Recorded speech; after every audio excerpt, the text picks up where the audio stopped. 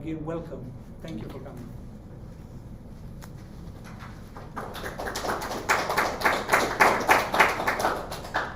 Namaskar. I'm very happy to be here in front of you. I thank you, Dr. Moyes, Professor Gelhar, and the Department of Theology and Religion for inviting me here and giving me an opportunity to share some of my thoughts with you. When we had discussed about the topic of this lecture, Dr. Moyes had told me that I should say something about the British contributions to India, which is not very known as per my understanding, because many people have some understanding, at least some kind of reading about the colonial India. But as an Indologist, I have personally felt that there has been a lot of work done by the British scholars, knowingly or unknowingly, but we use it even today, and it helps us a lot in our studies. So let me go through the topic of today's talk. And so first of all, I'll quickly summarize some known facts. As I said, there was British rule over India for approximately 200 years and more. It was East India Company prior to 1857, and East India Company basically was a trading company. It was given the rights to trade in India from 1600 by the British government. Initially it was only for 15 years, but then the government was very happy with all the huge amounts paid by the company to them, and so this approval, this sanction, this permission was extended for the unlimited period in the year of 1609. But as the company started paying more and more money to the British government, the government started interfering with the policies and decisions of the East India Company, and at the middle of 18th century it reached its peak, and in 1857 British government finally took over the charge of India from the company, and then the British government, or as we read in the books and articles, the British Crown ruled India from 1857 to 1947, which is the independence year of India. Yes, as Dr. Moyes mentioned, it was a bad, hard time for India, because as any colony, India was ill-treated and all the natural resources of India were plundered. Basically, two things I can mention here very briefly, that India was exporting its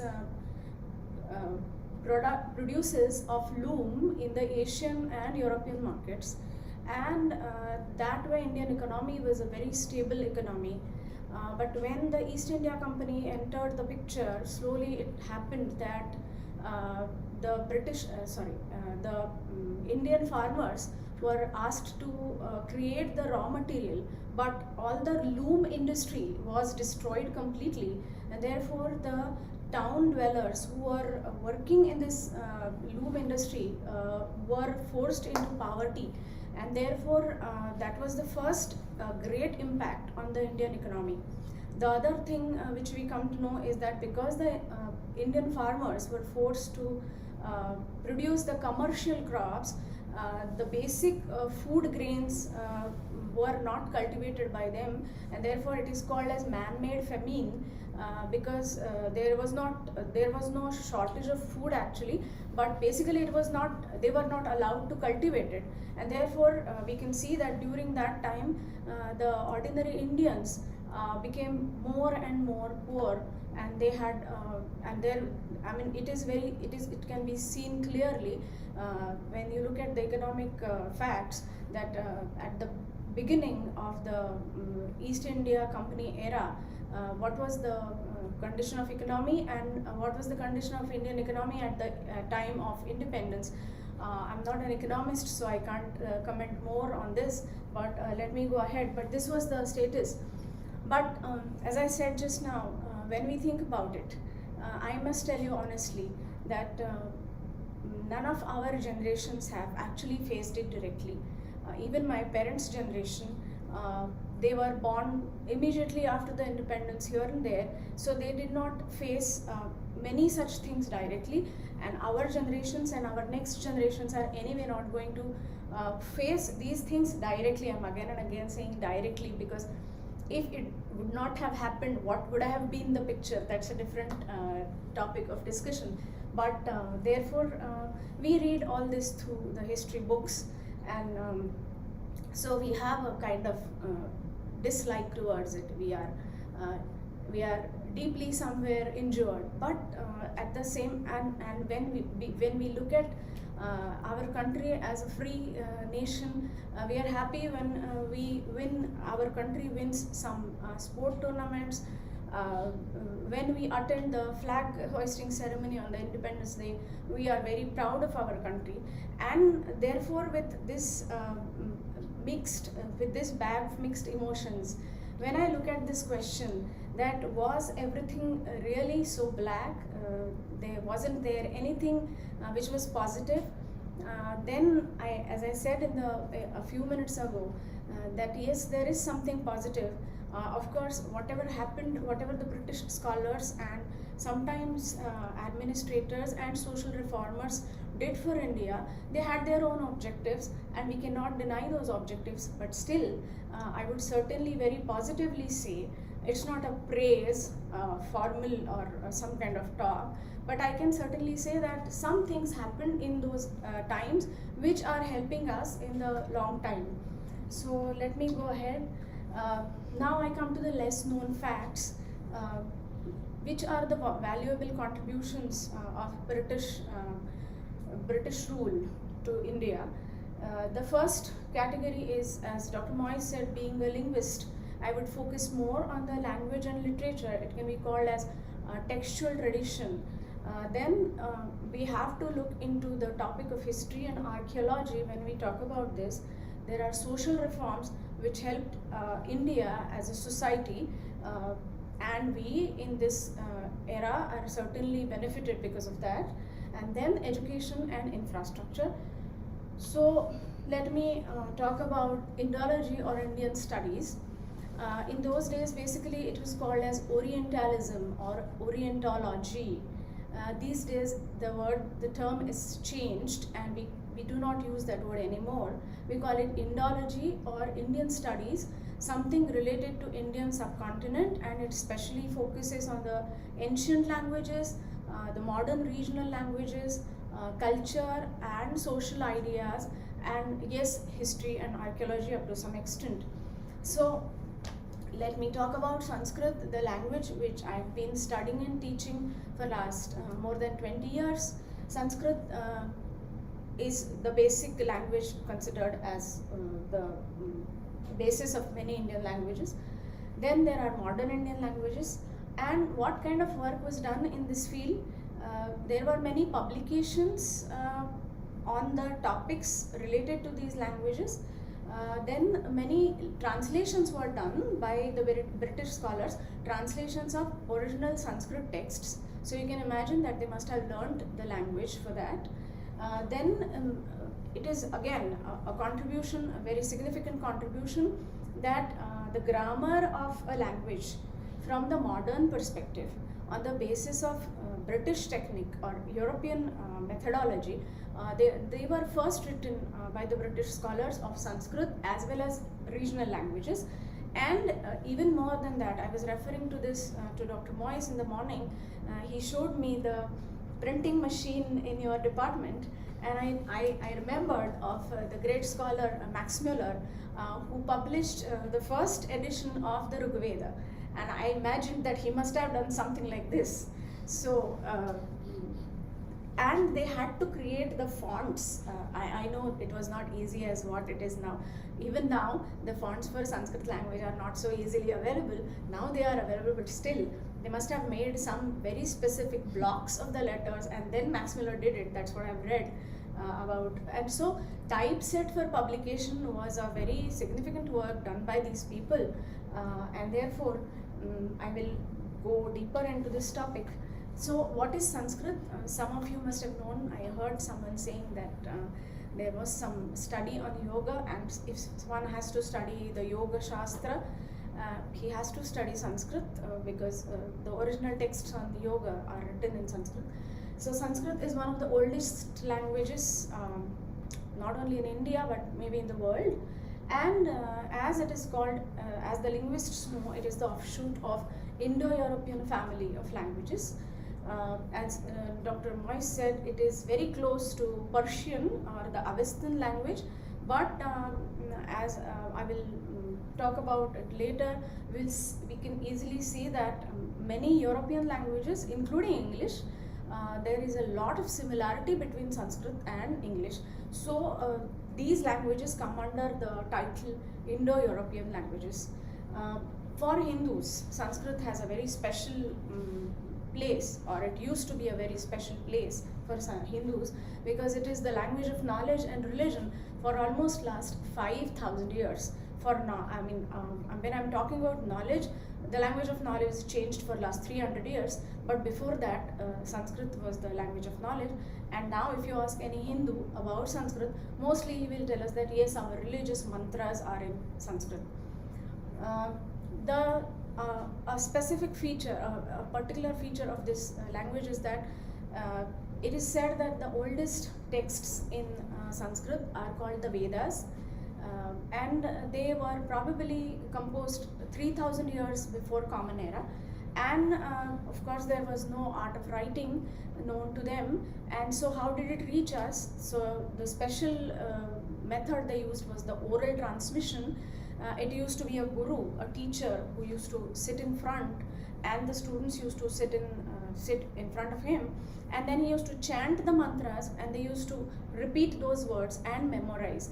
I will mention only a very small thing, a very small important fact about it, and go ahead. As I mentioned about Rigveda just now, Rigveda is supposed to be the oldest Vedic or oldest Sanskrit text available to us, and it is 99% pure. It has reached in that quality to us, and if it was composed 2,500 years before Common Era, we can imagine how the oral transmission method must be effective, because this was taught to the students orally almost till 7th century Common Era. So we can imagine how it must have reached the 7th century Indians, and then slowly they were allowed to write the Vedas on as the manuscripts. So oral transmission is very significant in the Sanskrit, old Sanskrit tradition. We don't do it now in the universities, but there are still pathshalas or gurukulas in India where the same traditional method is followed. The teacher chants it because he has memorized it, and the students memorize it the way it is chanted, and they have very indigenous methods for it, for memorizing everything, because it's a huge chunk of text. When we come to Europe, it is generally compared that as Greek or Latin is to the European culture, same is the position, same is the importance of Sanskrit in Hindu or in the Indian subcontinental culture. Some famous compositions known worldwide: Bhagavad Gita, everyone knows it. Bhagavad Gita, which is the part of Mahabharata, one of the great epics of India, and Upanishads, the beginning of eternal Indian philosophy. These three names are almost known to everyone. So here is a picture. We can see two people sitting in a chariot. The person who is sitting in front with the blue color on his body is Krishna, and the other one who is sitting behind him is Arjuna, one of the princes of Mahabharata. And it is said that the discourse between Krishna and Arjuna is nothing else but the Bhagavad Gita. Bhagavat means Krishna himself, God Krishna. And you can see on the left, they are the Sanskrit words, they are the Sanskrit lines, and the script which is used here is script called Devanagari, which is used even now for Hindi, Marathi, or some other Indian languages. But basically, this is an example of Sanskrit manuscripts. It's a page from Sanskrit manuscript of Bhagavad Gita. This is again just for the sake of information. We have these many vowels and consonants in Sanskrit language. Again, you can see that Devanagari is there, and they are transliterated in Roman. And interestingly, when we read the old books of European scholars, British scholars, they have written all Sanskrit texts and words and sentences in Romanized script. And it's so, for us, it is not very easy to read because we are so much used to the Devanagari script. But of course, they use this Romanized script even now in Europe and America when they study Sanskrit. Okay, so now I come to the great Indologists, who were originally not Indologists. They were the great people from various walks of life, and especially when we talk about the British people, many of them came to India to serve the East India Company in different roles. So some of them were mathematicians who joined accounts department, some of them were engineers, some of them were they had passed the civil services exams, and so actually their basic role was different. But when they visited India and they got attracted towards Sanskrit and the culture reflected in Sanskrit literature, they started studying in that, and they became masters in that, so to say. So the first name is Warren Hastings. Warren Hastings is generally known as the first Governor General of Bengal. So in our history books, he is a very cruel man, not having any humanistic approach to the Indians. But when I look at it from the other way, it is mentioned that in 1781 he founded a madrasa. Madrasa is basically a college for Islamic studies, and this was the beginning of foundation of colleges in India. Maybe in the beginning it was only for the Islamic studies or Hindu studies. Islamic studies were done in Persian and Hindu studies were done in Sanskrit, as we saw just now. But he indirectly was related to study of Sanskrit texts, because being an administrator, he realized that when there are administrative disputes or some law related disputes, it was easy to solve the disputes related to Islamic problems. I mean, there were Muslims who followed the Islamic religious laws, and Hindus were following their own laws. There was no common law at that time.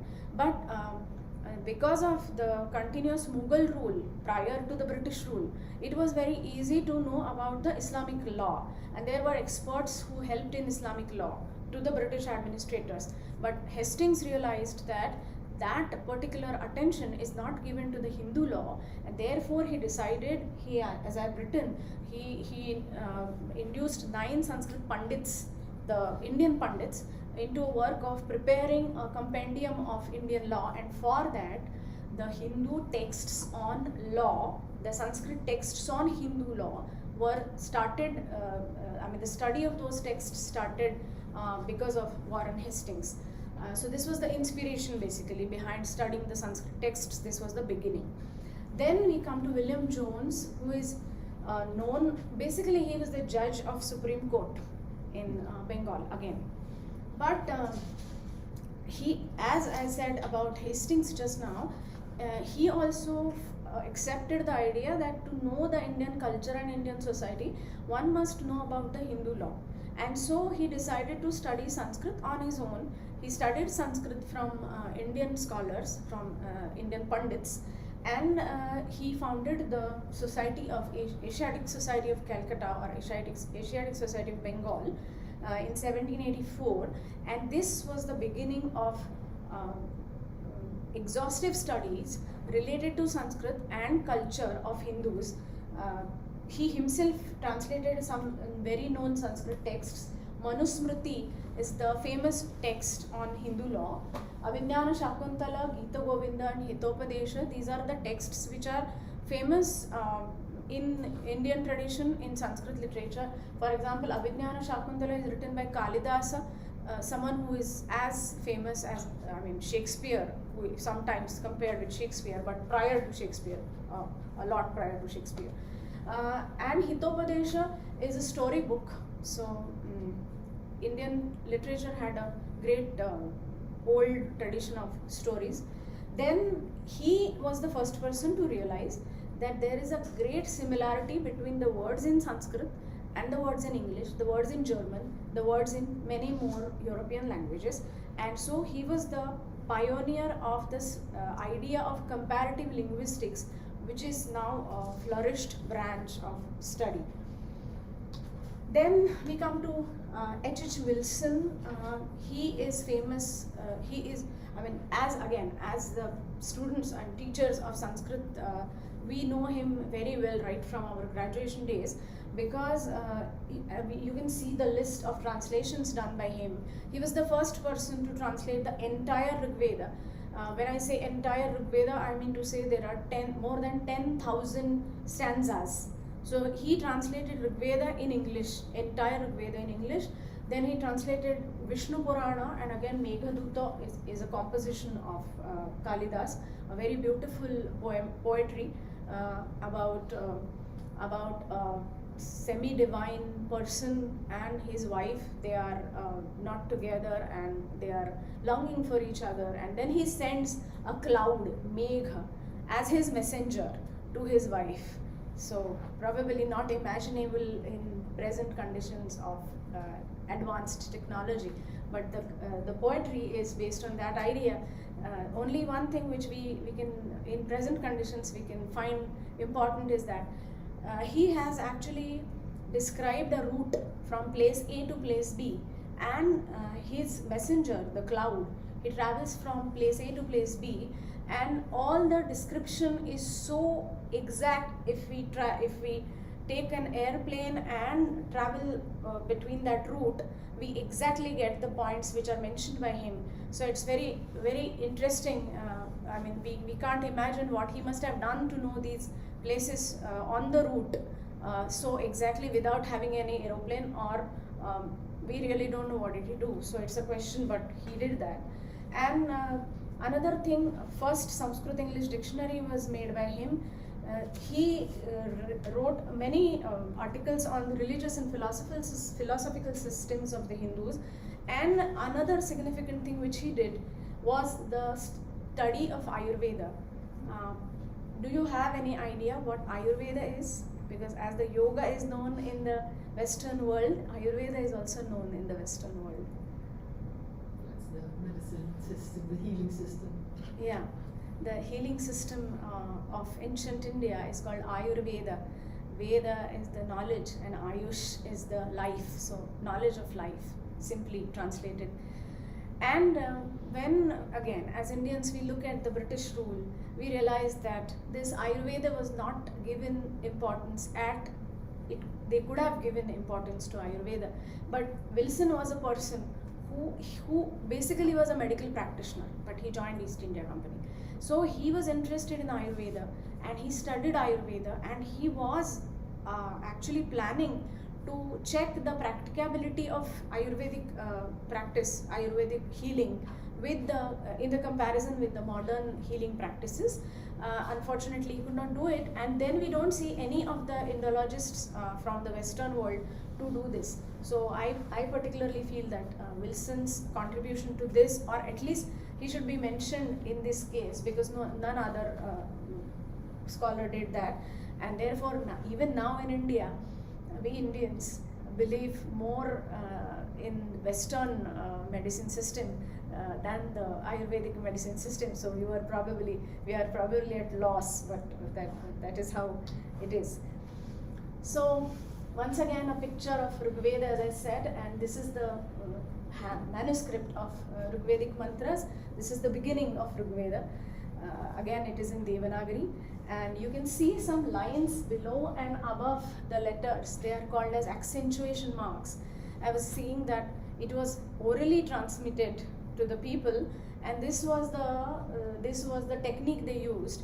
That they used to pronounce letters with low and high pitch, and that is how it was easy for them to memorize it.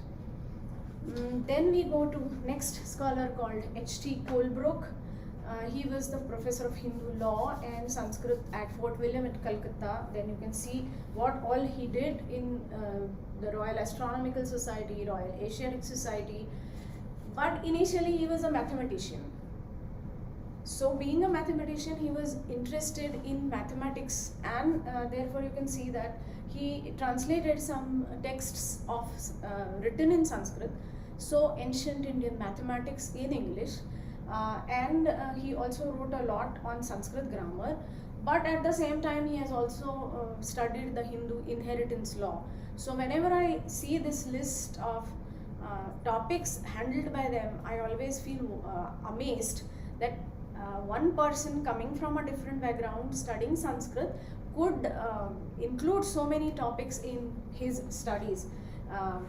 So let us go ahead. Here it is John Moore. He was a civil servant in India and then professor of Sanskrit in Edinburgh.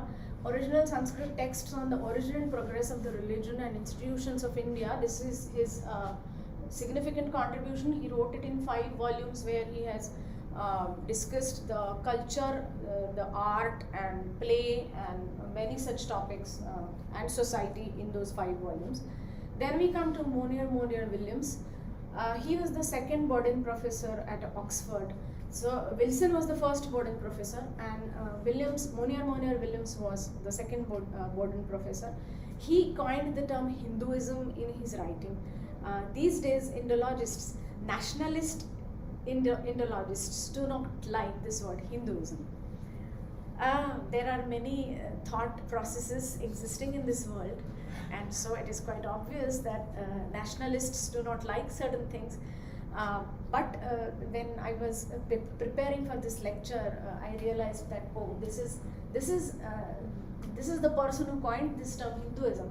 And when I went into the other discussion about Borden professors, I realized that this was the chair which was established by some Lieutenant Colonel Borden, and it was mentioned very clearly in his letters that this type of professorship should be given to people who will try to